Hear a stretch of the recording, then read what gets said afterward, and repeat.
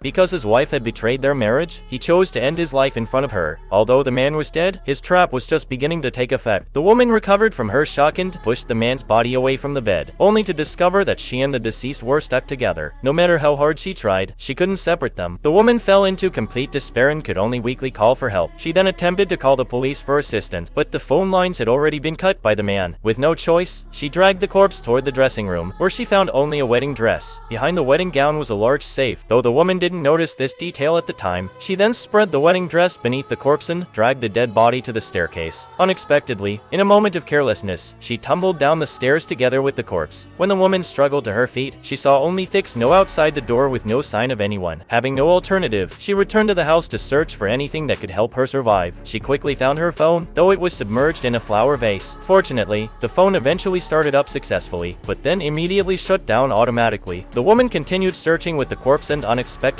found the man's car keys. Finally, the woman saw hope for rescue, except the car was parked in the garage outside, meaning she would have to leave the house. The woman looked at the corpse, and when she appeared again, she had prepared herself. Even so, she still shivered uncontrollably from the cold. Finally, after considerable effort, she successfully got into the car together with the corpse. The long minus awaited warmth allowed her whole body to relax, but comfort is often short minus lived. Just as she was about to drive away, the car suddenly stopped running. The man had already drained all the fuel, completely cutting off the woman's possibility of escape. Just as she was cursing the man, he suddenly made a sound, which nearly caused the woman to faint from fright. Fortunately, this was only pre-minus recorded audio by the man, in which he expressed his complete disappointment with their marriage and explained that he had chosen this method to punish the woman. After listening, the woman had a complete mental breakdown. After a long time, she finally returned to the room with the corpse. At this point, the woman seemed to remember something. She opened a door that led to a basement, but upon going down, she discovered that the tools inside were also missing, apparently moved somewhere else by the man. The woman felt dejected again. After exhausting her strength to drag the corpse back upstairs, she collapsed on the ground, gasping for breath. Suddenly, there was knocking at the front door. It was the woman's lover arriving. He said he had received a message from the woman, but she had never sent such a message. She understood this was another one of her husband's schemes. The woman invited Oliver into the room, and when he saw the woman connected to the corpse, he was obviously greatly shocked. The woman recounted what had happened to the man. Just as the two were discussing their next move, another car appeared in the distance. The lover told the woman to wait inside while he went out to assess the situation. Soon, a blonde man got out of the approaching car, claiming to be a plumber who had come to fix pipes. After hearing this, the lover gave him several $100s, hoping to send the blonde man away. Unexpectedly, another person got out of the car, who appeared to be the blonde man's boss. He unhesitatingly stabbed the lover in the abdomen with a knife, then stabbed him several more times. After the lover died, the man kicked open the door and entered the room with his weapon. The woman hid behind the wall, too frightened to even breathe loudly.